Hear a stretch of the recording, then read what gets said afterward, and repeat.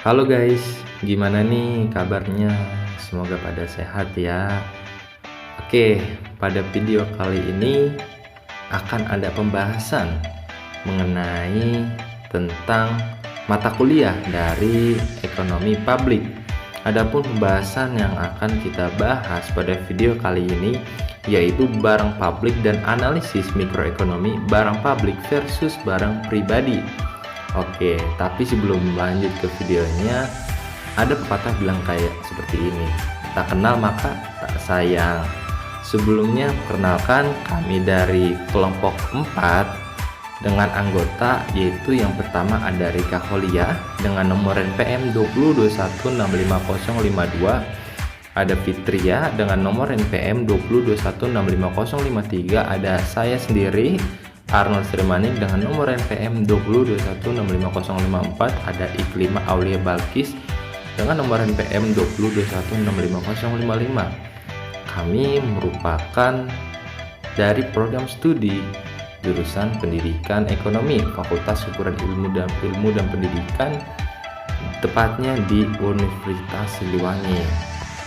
Oke, tadi kita sudah mengetahui ini pembahasan yang akan kita bahas pada hari ini, yaitu barang publik dan analisis mikroekonomi barang publik versus barang pribadi. Nah, berbicara mengenai tentang barang publik itu sendiri, ada yang tahu gak nih konten barang publik itu apa? Oke, mungkin langsung saya jelasin aja ya. Nah, seperti kita ketahui bahwa barang publik itu adalah barang yang apabila dikonsumsi oleh individu tidak akan habis untuk individu lainnya.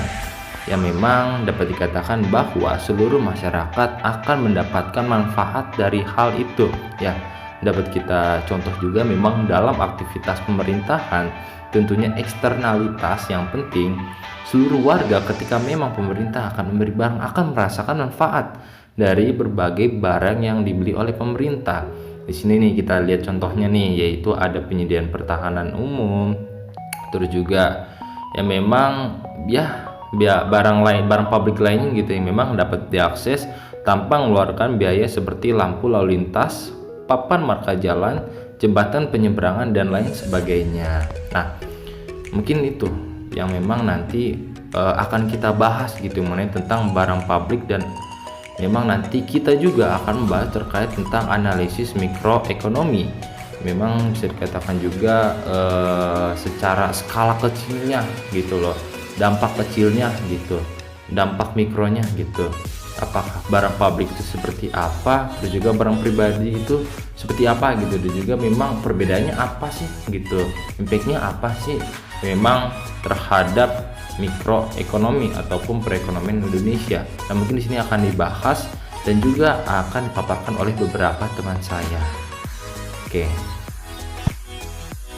Materi selanjutnya yaitu mengenai klasifikasi barang. Nah, klasifikasi barang ini terbagi itu menjadi 4. Yang pertama ada barang publik. Barang publik ini adalah barang-barang yang tidak excludable dan juga tidak rival, di mana artinya siapa saja tidak bisa mencegah untuk memanfaatkan barang ini, dan konsumsi seseorang atas barang ini tidak mengurangi peluang orang lain melakukan hal yang sama juga.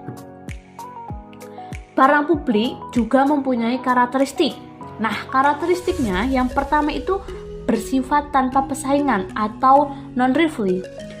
Nah, barang bersifat non-rivalry ini artinya barang atau jasa yang dapat dikonsumsi secara bersamaan dalam waktu yang sama, tanpa saling meniadakan manfaat dari barang atau jasa tersebut. Karakteristik yang kedua yaitu bersifat tanpa pengorbanan biaya atau non-excludable. Non-excludable ini artinya tidak ada yang dapat menghalangi siapapun untuk memperoleh manfaat dari barang tersebut, atau bisa juga dikatakan setiap orang itu memiliki akses ke barang tersebut. Lalu yang kedua itu ada barang pribadi. Nah, barang pribadi ini adalah barang-barang yang berexcludable dan juga rival. Contohnya yaitu exchangeable, di mana bersifat excludable, karena kita bisa mencegah orang lain untuk mengkonsumsinya. Nah, terus yang ketiga itu ada sumber daya milik bersama atau common resource, di mana sumber daya milik bersama ini adalah barang-barang yang tidak excludable, namun rival. Contohnya, ikan laut, di mana tidak ada seorang pun yang melarang menangkap ikan laut atau meminta bayaran kepada nelayan atas ikan-ikan yang mereka tangkap. Tapi, ada saatnya pula di mana seseorang melakukannya, maka jumlah ikan di laut berkurang, sehingga kesempatan orang lain melakukan hal yang sama juga menjadi berkurang. Lalu yang keempat itu ada barang excludable namun tidak memiliki rival, di mana barang seperti ini tuh muncul dalam situasi monopoli ilmiah, yaitu produksi yang dikuasai oleh satu perusahaan. Contohnya, jasa pemadam kebakaran suatu kota kecil. Nah, tentunya kan mudah kan untuk mencegah seseorang menikmati jasa ini. Mikroekonomi barang publik versus barang pribadi. Dalam klasifikasi barang publik memiliki dua sifat atau aspek yang terkait dengan penggunaannya, yaitu non-rival dan non-excludable. Non-rival dalam penggunaan barang publik berarti penggunaan satu konsumen terhadap suatu barang tidak akan mengurangi kesempatan konsumen lain untuk juga mengkonsumsi barang tersebut. Setiap orang dapat mengambil manfaat dari barang tersebut tanpa mempengaruhi manfaat yang diperoleh orang lain. Lalu yang kedua, non-excludable. Sifat non-excludable barang publik ini berarti apabila suatu barang publik tersedia, tidak ada yang dapat menghalangi siapapun untuk memperoleh manfaat dari barang tersebut, atau dengan kata lainnya, setiap orang memilih akses ke barang tersebut. Lalu ada teori barang publik. Yang pertama, teori Pigot. Dalam teori ini, Pigot berpendapat bahwa barang publik harus disediakan sampai satu tingkat di mana kepuasan marginal akan barang publik sama dengan ketidakpuasan marginal akan pajak yang dipungut untuk membiayai program-program pemerintah atau untuk menyediakan barang publik. Selanjutnya, teori Bowen. Teori Bowen mengemukakan suatu teori mengenai penyediaan barang-barang publik dan teorinya didasarkan pada teori harga seperti halnya pada penentuan harga pada barang-barang swasta.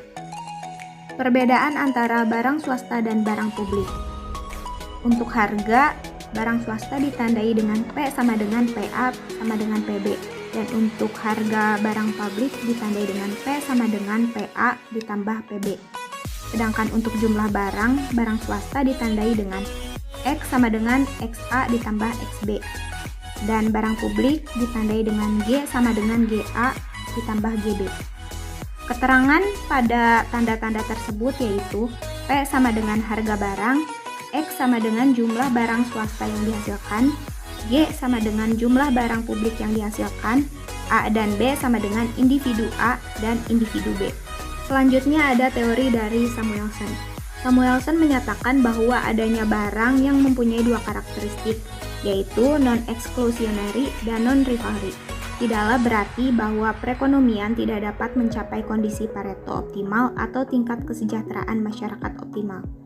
Dan yang terakhir ada teori anggaran.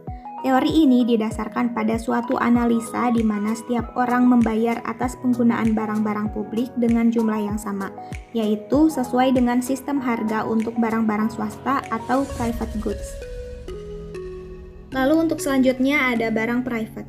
Dalam memandang berbagai jenis barang dalam perekonomian, akan bermanfaat jika pengelompokan barang tersebut didasarkan karakteristik, yaitu apakah barang tersebut dapat dikecualikan, atau apakah barang tersebut merupakan saingan.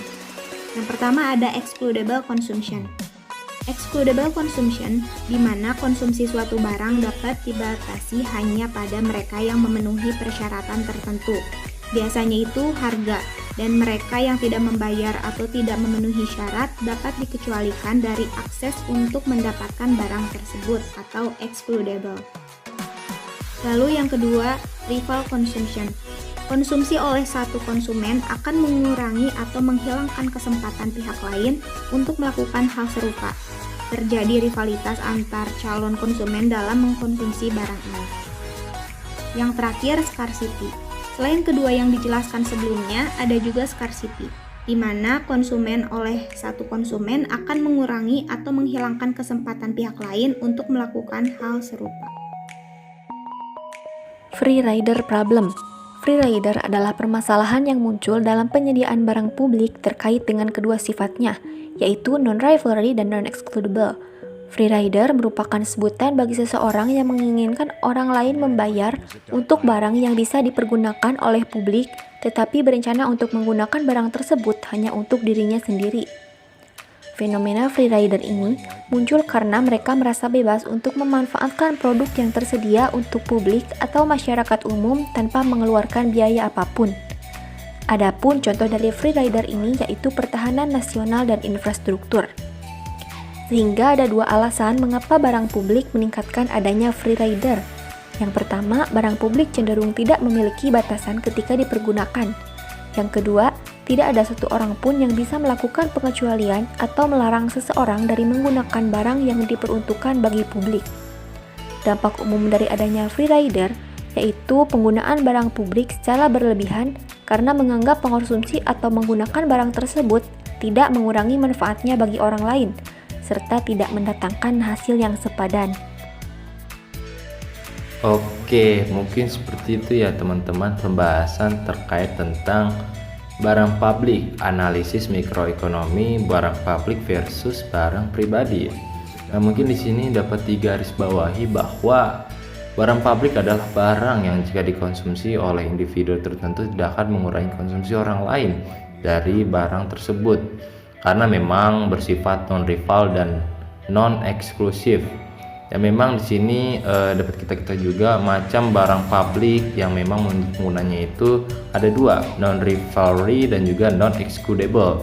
Dan juga memang dapat diketahui bahwa barang publik ini lain hal tadi barang pribadi, barang publik itu sangat penting untuk diantaranya ada pertahanan nasional, penelitian ilmu pengetahuan, dan juga memang yang terakhir ada pengentasan kemiskinan karena memang dapat kita rasakan bahwa manfaat dari penggunaan ataupun pembelian dari barang publik itu bersifatnya itu jangkauannya itu terhadap perekonomian nasional, menentukan terhadap pertahanan nasional, ilmu pengetahuan dan juga pengentasan kemiskinan. Memang dalam barang publik ini juga tercipta gitu adanya free rider seperti yang dijelaskan oleh teman saya tadi, yang aman, yang memang merupakan orang yang ikut untuk menikmati barang publik tanpa mengeluarkan kontribusi tertentu. Sementara memang ada pihak lain yang berkontribusi untuk mengadakan barang publik tersebut. Jadi memang ada dua tipikal gitu ya teman yang perlu kita garis bawah gitu. Ada yang berkontribusi dan juga memang ada yang tidak berkontribusi untuk mengadakan barang publik tersebut. Nah, mungkin demikian teman-teman pembahasan kita pada hari ini. Semoga teman-teman dapat tercerahi dan juga saya harap teman-teman tidak puas gitu dengan pembahasan pada video kali ini. Saya harap teman-teman juga bisa mencari referensi lain yang memang memperkuat gitu argumen apa sih barang publik dan juga barang pribadi gitu, analisis mikroekonomi seperti apa gitu. Mungkin demikian teman-teman video pada hari ini pada kelas ekonomi publik. Saya harap teman-teman bisa teman-teman bisa maafkan apabila memang ada salah kata, salah sikap dan lain sebagainya gitu. Mungkin demikian teman-teman. Terima kasih. Sukses. morninglightmusic.io